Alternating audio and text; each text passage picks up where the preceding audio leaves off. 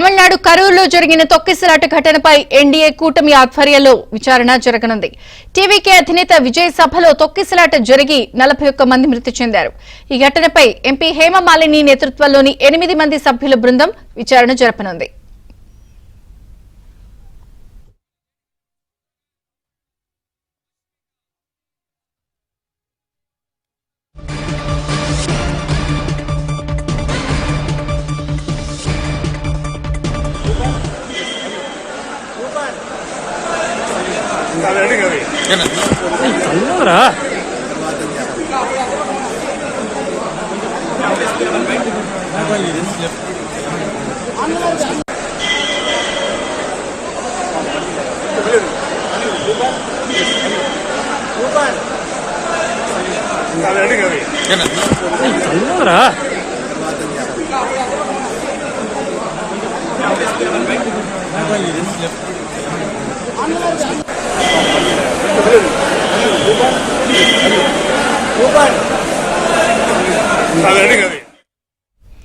కరూర్ ఘటనపై మృతుల కుటుంబాలను పరామర్శించేందుకు కూడా కేంద్ర బృందం బయలుదేరింది. హేమమాలిని నేతృత్వంలో. అయితే టీవీకే అధినేత విజయ్ ఈ అంశంపై ఎలా స్పందిస్తారన్నది కూడా చూడాలి. ఘటనపై ఎన్డీఏ ఎంపీల బృందం పరామర్శకు వెళ్లిన నేపథ్యంలో updates Delhi bureau chief Krishna అందిస్తారు. కృష్ణ. చంద్రిక, కరూర్ జిల్లాలో ఈ నెల 27న నిర్వహించినటువంటి తమిళ వ్యతిరేకలగం టీవీకే పార్టీ ర్యాలీలో జరిగిన తొక్కిసలాట ఘటన దేశవ్యాప్తంగా సంచలనం సృష్టించింది. మనం చూసాం.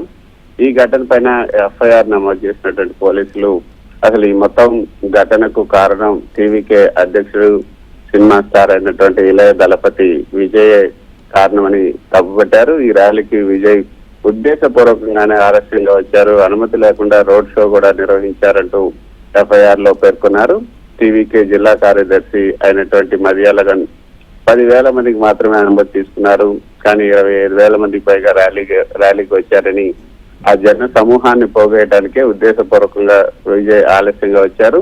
నిర్ణీత సమయం కంటే 4 గంటల పాటు విజయ్ ఆలస్యంగా రావటం, జనాలు భారీగా అక్కడ తొక్కిసలాట జరగటం, ఇదంతా రాజకీయంగా అతనికి మేలు జరిగేందుకే ఇలా చేశారని ఎఫ్ఐఆర్ లో పేర్కొనడం జరిగింది. అదేవిధంగా రాజకీయ పార్టీలు కూడా ఆయన్ను విమర్శిస్తూ ఉన్నాయి. నిజానికి ఆ సంఘటన జరిగిన వెంటనే విజయ్ మాత్రం చెన్నైకి వెళ్ళిపోయారు, కానీ చెన్నైలో ఉన్నటువంటి సీఎం స్టాలిన్ స్థలానికి వెళ్ళి అక్కడ ఉన్నటువంటి బాధితులు మృతుల కుటుంబాలను వారందరినీ కూడా పరామర్శించడం జరిగింది. అందరూ కూడా అక్కడ కరూరు వెళ్ళే సంఘటన జరిగిన స్థానానికి వెళ్తుంటే విజయ్ మాత్రం చెన్నైకి వెళ్ళటం కూడా విమర్శలు గుప్పిస్తూ ఉన్నారు. మరోపక్క విద్యుత్ కోత విధించాలని కూడా టీవీకేని కోరింది.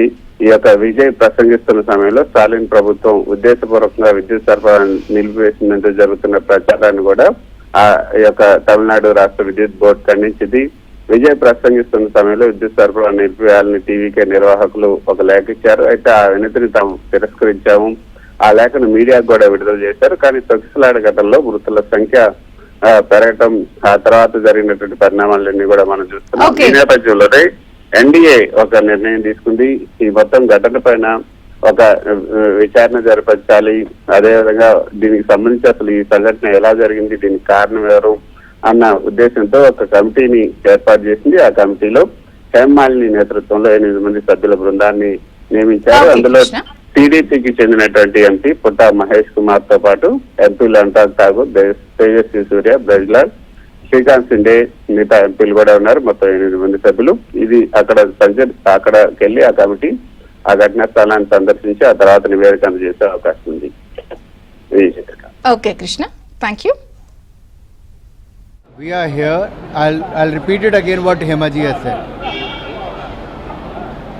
Our heartfelt condolences to all the families who have lost their family members, and we pray for the speedy recovery of who are injured and are hospitalized.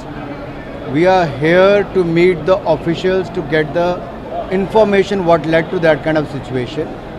Whatever time takes to meet all the family members and the officials, we are going to spend here. This is a delegation of MPs who come with the purpose to get the facts from the grassroots level, from the officials to the local people.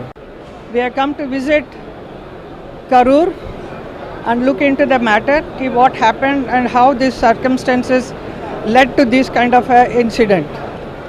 And our national president Nadda ji and all of us have come here to express our heartfelt condolences to the family who lost their very dear ones, and also visit the hospitals to console the patients who are there.